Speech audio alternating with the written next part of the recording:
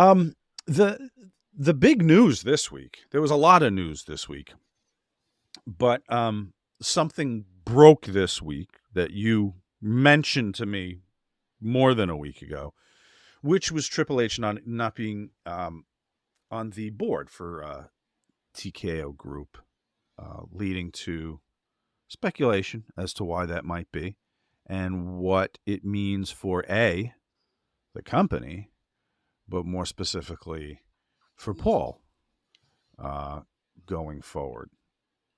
Do you think this is something he wanted? Because Vince is back now, and do you think he's just like, you know what? I'm getting the exit plan together, so I would not be offended at all if I'm not on the board. In the times when we talk, it's like I just know that he wants he wants the merger just to be done. I think that's his number one thing. Like, let's just get this fucking thing over with. But he doesn't. It's not like he's sick of anything or that he brings up anything like, well, if they do this, this, and this, it's never an ultimatum. It's just he does his job. Like I told him the other night after SummerSlam, I just sent him a text that I enjoyed the SummerSlam. He said thanks, but I just I don't know. His oldest daughter is getting ready to start her senior year, and she's going to be going off to school. And I know that Stephanie's been she's always been a great mom. I remember when they made the towns in a bus, and Aurora was the top drawer pulled out, and that was where Aurora's little like crib was in their trailer. So I mean they've but I think that the pandemic and everything else, I think that you know Stephanie got away from it, and especially they get away up at the lake, and life gets you take a breath. I think that's one of the biggest things that happens when you get in the business and you get involved with it, especially I can't believe at that level. But I would think that I was fairly involved for several years at WCW to the point where I was in creative meetings, and that's that extra layer of stress and workload, and you just fall into that wrestling bubble. You know, you And when really you don't. finally step off and you feel what real life Yeah, feels like. and I mean, it's like, whoa, fuck. You know, it's you know what to me like when you're in that wrestling bubble, it's like being in that Fox News bubble. It's that same thing where everything is coming at you from this one source, and then when you step off and you go, oh fuck, really? And then you multiply because you're on the treadmill as a performer, right? So you're on camera and you've got to handle all your own shit, matches, your character, your promos, all that stuff. Now you're in creative capacity. So in addition to that, you're responsible for the show or parts of the show, which means you're also responsible for other talent who are coming to you with questions, requests, whatever. Now go to that next level where you're Paul and you've got production that you've got to handle too. Then there's like was he responsible corporate wise for anything like any decisions they were making about branding of the company or what networks they were talking to?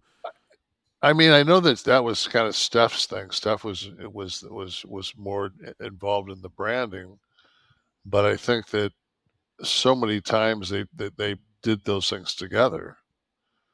Uh, the whole setup for WrestleMania, the design and everything else is, like all that. I mean, everything is run through creative. Right. Which was Paul. So yeah. Right? Yeah. I can't imagine that many layers of the job.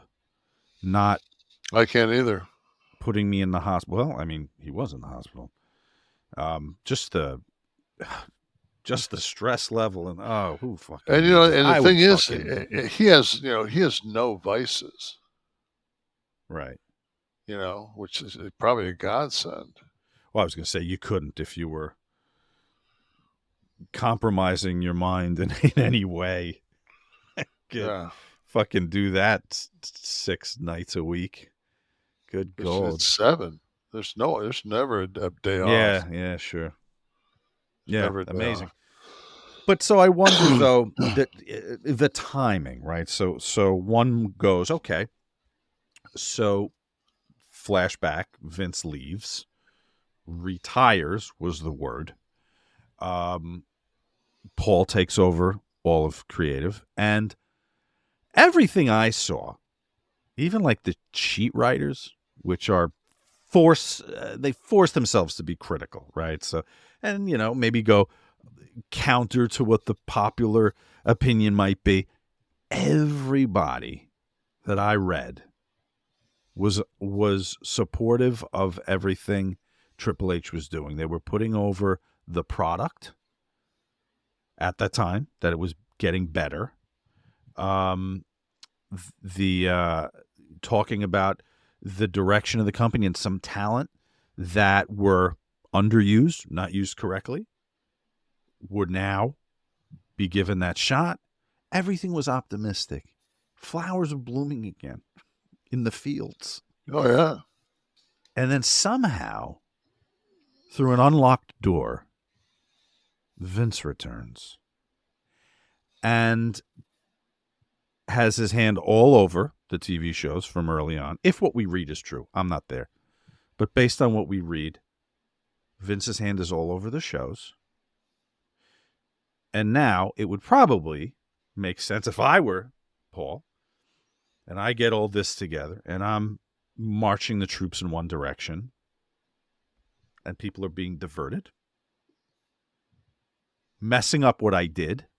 I wouldn't want to fucking sit there either, be second guessed, have my shit changed at the last fucking minute if this is in fact what's happening. Especially talk about the life you talked about before, finally going up, sitting on vacation for a little while and going, you know what? I don't have to fucking deal with this anymore.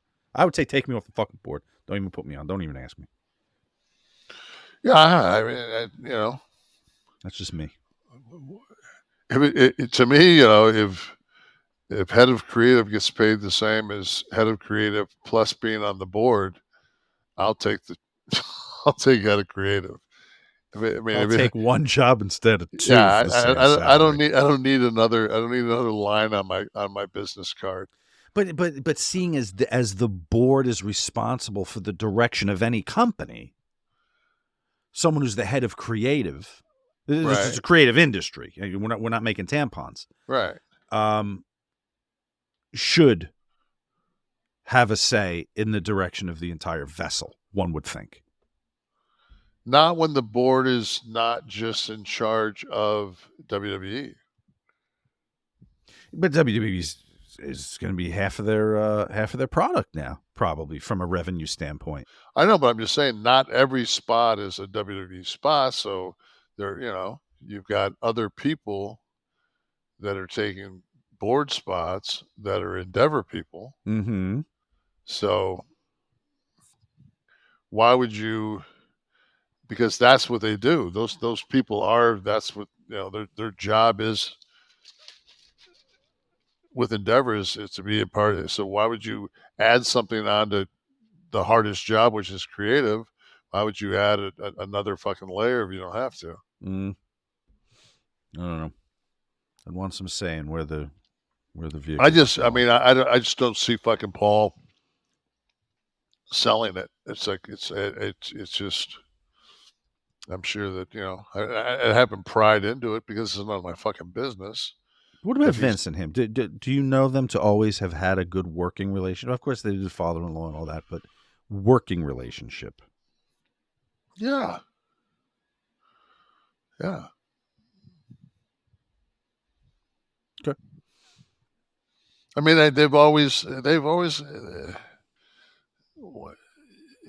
when you see them together, it feels very unforced. It feels like they, so. Well, you were with Vince first for the early run, then the 2002. You came back, and over that arc of time, had Vince's uh, style or his manner, the way he ran things, did it change over time, or was Vince in 2002 the same Vince you knew in Same. 1994? Same. It was always. I just think one of the things with Vince is that he's such a perfectionist that, if he was getting a 9.9 every week, he'd want the 10. Like, he's just that. That's fine. Yeah. And you So have to it's be that if you're a captain of your industry. right. And I You're mean, Vince McMahon and Elon Musk. when I met Vince McMahon, he was probably worth, I don't know, 50, $70 million. Pennies. Yeah. And 25 million. I don't know. I mean, but so he's, when did they go public? What year was that? after I left, maybe 97? 97, Oh, 99 I'm getting over here. All 99. right, someone Yeah. will look it up. So you weren't there for the transition to 99. Okay. So you weren't there for the right, 99 you would have been in WCW for the transition. Or sitting on my couch. Correct.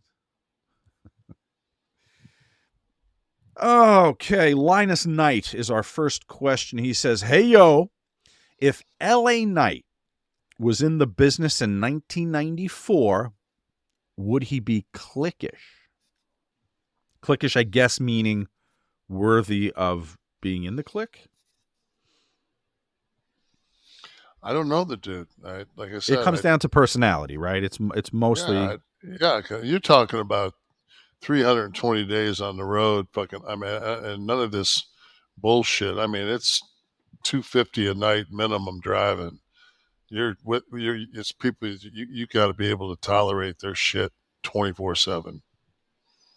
okay. So So no way to really know no. at this point. Mark Millam. Mick Foley tells the story of the rib you pulled on him when he thought he was meeting Hulk Hogan, but ended up meeting Lou Ferrigno, who played the Hulk. Wonderful story. Any memories of this or similar ribs? What was the setup for this?